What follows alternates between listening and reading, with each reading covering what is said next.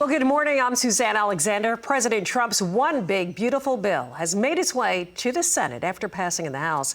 In today's Champions of Rural America, we want to review some of the key provisions and what they could mean for rural America. Congressman Ron Estes of Kansas joins us now with the latest. Congressman, a pleasure. Thank you for being here. A lot of hard work going into this bill, getting it done. You serve on 3 House committees, including the Budget Committee. So let's talk budget. What did you focus on with this reconciliation bill? Well, it was really important to be able to focus on so many things that are important for our economy. Probably the top 2 things that I was looking at is how do we keep the economic growth going, which we would have been at risk next year.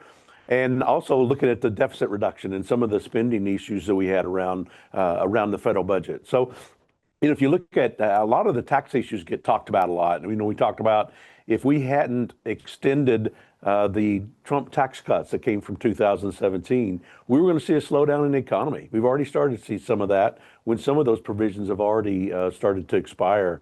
So we wanted to make sure that we could make those as permanent as possible so that we could help with the growth and help moving the country forward. There's so many things in there good that I could talk about that. We talk about, in my home state of Kansas, we would have seen a $2,200 tax increase if we hadn't kept those same rates low. We were able to put in provisions that help seniors have a bigger deduction, so to offset some of the inflationary costs and some of the concerns about their Social Security taxes that are out there. And we were able to keep the death tax exemption higher going forward. That would have expired and dropped back. And that's such an impact on so many small businesses and farms as we look through this. And, I talk a lot about the tax provisions, but there's so many other provisions that are pro-rural America, pro-farmer in terms of looking at things. We made sure that within that tax bill, it included provisions to help extend crop insurance and some of the other provisions from the 2018 Farm Bill, able to invest in biosecurity in terms of for livestock and moving forward.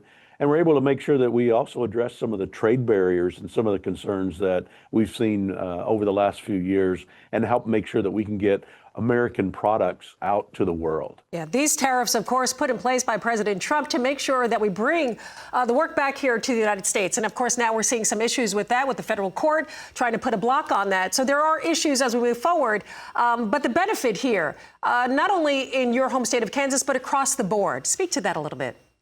Yeah, it really was. And, when you look at there would have been a 22% average increase for all Americans across the country. And we wanted to make sure that we could make as much permanent as possible. When we passed the 2017 tax cut, we immediately saw growth in the economy where people were able to keep their own money, small businesses, farmers, co-ops, able to have the money to invest, to build new elevators, be able to build new buildings, be able to make new investments in equipment and be able to use that going forward. And we didn't want to lose that. We didn't want to go back to the way things were before 2017. So we were trying to make as much as we can permanent now so that it goes forward and we're able to, people make those decisions starting this fall. If we can get the bill passed through the Senate and the president signed off, then we can people can be able to be prepared for next year and move forward. Well, Congressman, you had said the word permanent, and I can't help but think about the discussion surrounding the WOTUS rule, the back and forth in this for years. What specific reforms do you believe are necessary to make sure that Kansas landowners and farmers, of course, have what they need while also ensuring appropriate environmental protections? Yeah, I've been a vocal advocate opposing some of the things that came out of the Biden administration, and even before that, the Obama administration, in terms of talking about WOTUS. I'm glad to see EPA Administrator Lee Zeldin actually bring up that they're going to revisit that rule. I know Kansans and rural America in general are good stewards of the land and good stewards of our nature And we want to make sure, particularly farmers and livestock producers, they want to care for the land. That's their livelihood. It's also the legacy that they want to give to their children. So they want to make sure that they take good care of that. And it was silly to have bureaucrats in Washington, D.C. try to decide that they could regulate every puddle that happens after a heavy rain. And so I'm glad to see that it's being reviewed. We need to make sure that we do have clean water and that it continues into the future. But we also need to have common sense when we have these regulatory burdens that are put out there. Well, Congressman, another big topic, of course, ethanol. Someone who represents a district with ag production. What do you think the future holds for ethanol use and production, and how does that impact the producers in your state of Kansas? Yeah, it's really become a big business and a big supporter of our farmers in terms of being able to sell their product. And so it's so important. I'm glad to see that the EPA has issued a year-round waiver for E15.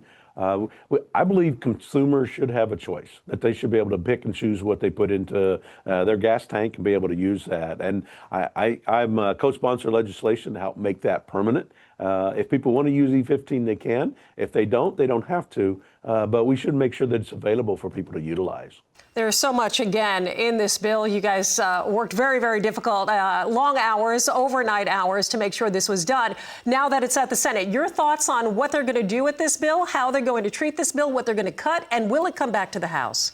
Yeah, I believe the Senate will add some provisions to it. That's probably what's going to happen, amend it in some form or fashion. So I assume it will come back to the House. I do think there's an opportunity in the Senate to actually make some improvements to the bill. There's a few provisions that I would have preferred to be permanent, that because of the restrictions that we had in the House, we could only make them 5 years.